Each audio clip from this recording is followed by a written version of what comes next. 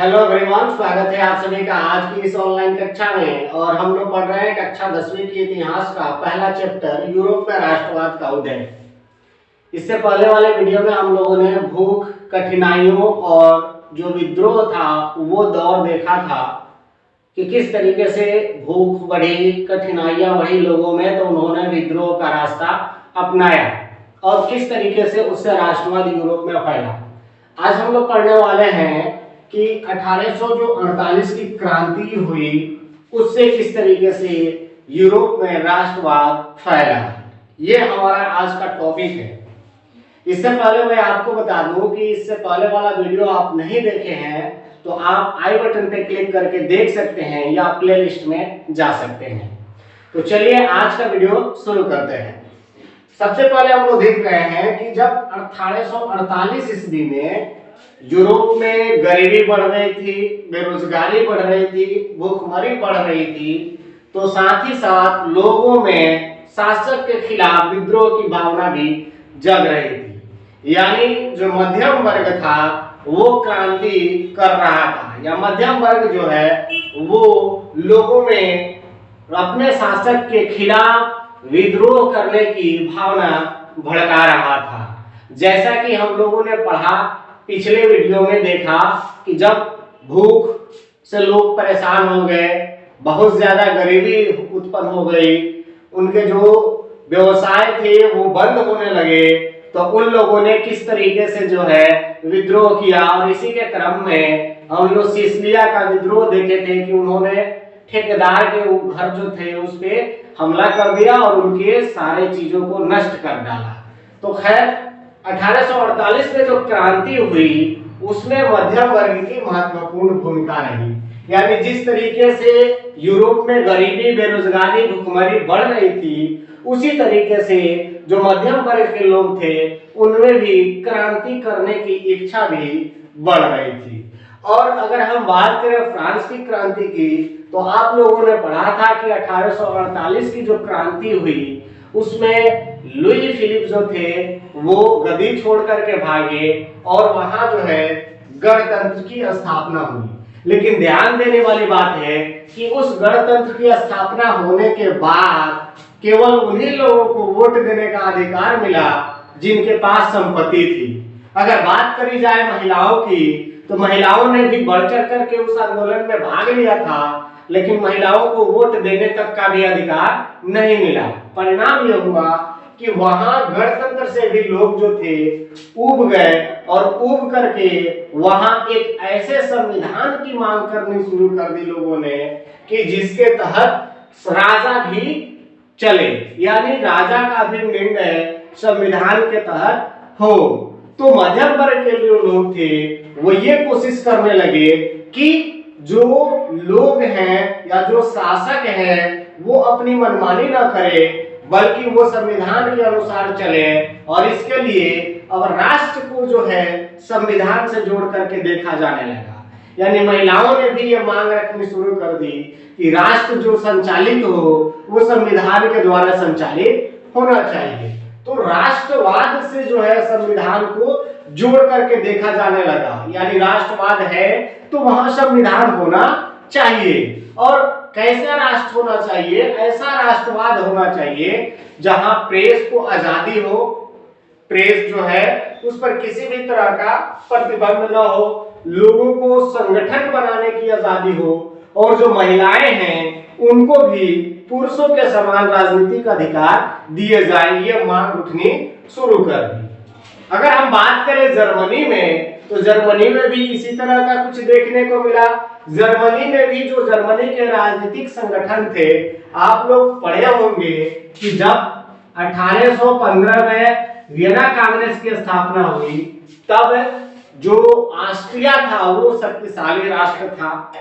तो ऐसी स्थिति में ऑस्ट्रिया का जो चांसलर था मेटरनिच, वो पुरातन व्यवस्था को बरकरार रखना चाहता था। जो ऑस्ट्रिया और प्रसा है, यहाँ क्लियर मैं कर दूं, ऑस्ट्रिया और प्रसा जो है वो जर्मनी के दो हिस्से हैं, दो राज्य हैं, जिसमें एक प्रसा जो है वो बाद में चल करके गणतंत्र की ओर गया, और ऑस्ट्रिया जो है वो रूढ़िवादी व्यवस्था यानी पुरातन निरंकुश शासन व्यवस्था के अंतर्गत था। तो ये दोनों जो है जर्मनी के अंतर्गत आते हैं। तो जर्मनी में जो राजनीतिक संगठन थे उन संगठनों ने मिलकर के क्या किया, एक ऐसे राष्ट्र के निर्माण की कल्पना करी जो संविधान के द्वारा संचालित हो। और इसी को ध्यान में रखते हुए 18 मई 1848 ईस्वी को 831 निर्वाचित प्रतिनिधियों ने फ्रैंकफर्ट की संसद में जो है एक संविधान का प्रारूप तैयार किया। और ये संसद कहाँ आयोजित की गई, ये संसद आयोजित की गई सेंट पॉल चर्च में। और सेंट पॉल चर्च में जो है प्रतिनिधियों को बुलाया गया और बुला करके एक ऐसे संविधान के निर्माण की बात की गई जिसके अनुसार जर्मनी की शासन व्यवस्था संचालित हो। इसको ध्यान में रखते हुए ही 18 मई 1848 ईस्वी को एक संसद का आयोजन किया गया। अब इस संसद के आयोजन में क्या हुआ कि मसौदा तो तैयार हो गया। अब हालत ये थी कि जर्मनी के प्रतिनिधित्व करने के लिए, यहाँ हम प्रसा और ऑस्ट्रिया की बात नहीं कर रहे, यहाँ बात कर रहे पूरी जर्मनी की। तो यहाँ बात ये रखी गई कि जर्मनी की जो राष्ट्र बनेगा उसका प्रतिनिधित्व कौन करेगा, या जो संविधान बना या संविधान सभा के द्वारा जो असेंबली बनी उसका अध्यक्ष कौन होगा। तो अध्यक्ष को लेकर के जो है चर्चा हुई और चर्चा होने के बाद 831 निर्वाचित सदस्यों ने प्रसा के शासक, क्योंकि प्रसा जो था गणतंत्रवादी जो था वो मानने वाला था, तो ऐसी स्थिति में प्रसा के शासक नाम है फ्रेडरिक विलियम चतुर्थ। इनको इन लोगों ने ये जिम्मेवारी सौंपी कि फ्रेडरिक विलियम चतुर्थ जो है वो पूरे जर्मनी का क्या करे, प्रतिनिधित्व करे। लेकिन फ्रेडरिक विलियम चतुर्थ जो थे, चूंकि ऑस्ट्रिया उस समय मजबूत था, ऐसी स्थिति में फ्रेडरिक विलियम चतुर्थ जो थे वो किसी भी तरीके से रूढ़िवादी ताकतों के सामने नहीं आना चाहते थे। एक रीजन ये था। दूसरी रीजन ये थी कि जो संविधान बना था उसी के अनुसार राजा को चलना था। तो अगर फ्रेडरिक विलियम चतुर्थ जो है इन लोगों की बातों को स्वीकार कर लेते तो इनको भी संविधान के अनुसार चलना पड़ता। ऐसी स्थिति में फ्रेडरिक विलियम चतुर्थ ने अध्यक्ष भी बनने से इनकार कर दिया और जर्मनी का प्रतिनिधित्व करने से भी इनकार कर दिया। और इनकार करके ये जो विरोधी थे, यानी जो लोग सभा नहीं चाहते थे, पुरातन व्यवस्था चाहते थे, उन लोगों के साथ ये भी शामिल हो गए, यानी ये भी सभा के विरोध में चले गए। तो जो सेंट पॉल चर्च में सभा बनाई गई या संसद बनाई गई उसके विरोधी कौन हो गए, फ्रेडरिक विलियम चतुर्थ भी विरोधी हो गए। ऑस्ट्रिया का जो था वो तो विरोध में था ही, अब प्रसा भी जो था वो विरोध में चला गया। क्यों चला गया ये हमने आपको बता दिया कि एक तो थी कि वो ऑस्ट्रिया से झगड़ा नहीं चाहता था, दूसरी चीज ये थी कि वो अगर संविधान के अनुसार आ जाता तो वो अपनी मर्जी से शासन नहीं संचालित कर सकता था। इसलिए इन्होंने क्या किया, जो पेशकश की गई उसको इन लोगों ने फ्रेडरिक विलियम चतुर्थ ने जो है स्वीकार नहीं किया। अब एक तरफ आप देख सकते हैं कि फ्रेडरिक विलियम को जिसने अस्वीकार कर दिया और दूसरी ओर जो है वो विरोधियों के साथ भी मिल गए। तीसरी ओर अगर हम बात करें तो जो कुलीन वर्ग के लोग थे और जो सेना में शामिल थे, तो जो कुलीन वर्ग के लोग थे और जो सेना में लोग थे उन लोगों ने जो है इस निर्वाचित सभा का विरोध करना शुरू कर दिया। यानी बड़े पैमाने पर जो है उन लोगों ने विरोध करना शुरू किया कि जो सभा बनाई गई वो क्या है, गलत है। परिणाम यह हुआ कि सैनिकों को बुलाया गया और सैनिकों को बुला करके सभा जो थी उसे भंग कर दिया गया। जो गणतंत्र का सपना था वो एक बार फिर जो है टूट गया। अब क्यों ऐसा हुआ, क्यों ये स्थिति उत्पन्न हुई, तो इसके पीछे रीजन है, कारण है। पहली रीजन है, जैसा कि आप लोगों ने पढ़ा कि मध्यम वर्ग जो है उसी ने क्रांति की।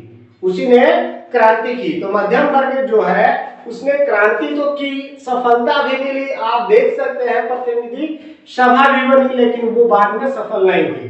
कारण ये था कि एक तो इन लोगों ने जो है सभी का समर्थन प्राप्त नहीं किया, महिलाओं ने भरपूर सहयोग दिया था। महिलाओं ने जो है आंदोलन में बढ़ चढ़ के हिस्सा लिया था। सभी कार्यों को उन्होंने सही रूप से संचालित किया था। लेकिन जब संसद की सभा बुलाई गई तो उनको जो है दर्शक के रूप में प्रस्तुत किया गया। उनको जो है दर्शक दीर्घा में केवल खड़ा होने भर दिया, यानी वो स्थान जहां से वे खड़ा होकर के केवल देख सकती थी। अब आप अनुमान लगा सकते हैं कि एक तरफ तो महिलाओं का इन्होंने बहिष्कार किया मध्यम वर्ग के लोगों ने, दूसरी तरफ अगर बात करें तो जो मजदूर थे या कारीगर थे उनकी मांगों को इन्होंने नकार दिया। तो मजदूर और कारीगर वर्ग के जो लोग थे उन लोगों ने भी मध्यम वर्ग का साथ नहीं दिया। तो महिलाओं ने साथ नहीं दिया मध्यम वर्ग का, मजदूरों ने कारीगरों ने साथ नहीं दिया और कुलीन लोग तो खैर देने वाले ही नहीं थे। तो ऐसी स्थिति में जो मध्यम वर्ग था वो अकेला पड़ गया और अकेले पड़ने की वजह से उसकी जो क्रांति थी वो विफल हो गई। तो 1848 की जो जर्मनी में संसद का आयोजन किया गया वो पूरी तरीके से क्या हुआ, फ्लॉप हो गया। लेकिन पूरी तरीके से फ्लॉप होने के बावजूद भी 1848 ईस्वी के बाद जो शासक थे उन लोगों को ये लगा कि अब जो है हम पुरातन व्यवस्था या निरंकुश शासन व्यवस्था से शासन संचालित नहीं कर सकते हैं। और ऐसी स्थिति में इन लोगों ने बहुत सारे परिवर्तन किए जो 1815 ईस्वी के बाद यूरोप में हुए थे।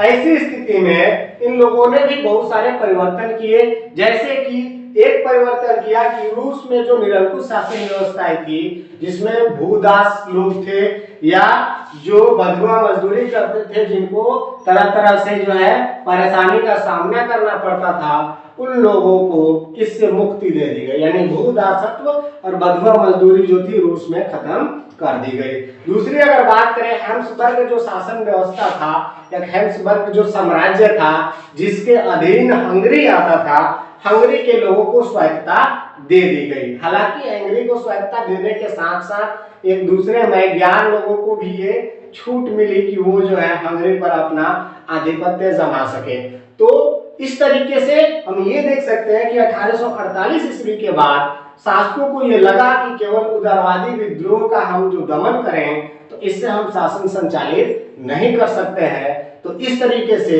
ये पता चला कि वे अब मानने को तैयार हो गए थे कि अब उदारवाद राष्ट्रवाद को जो है लाना ही पड़ेगा। तो बस आज के लिए इतना ही, मिलते हैं फिर अगले वीडियो में अगले टॉपिक के साथ। तब तक आप पढ़ते रहे, सीखते रहे, देखते रहे। धन्यवाद।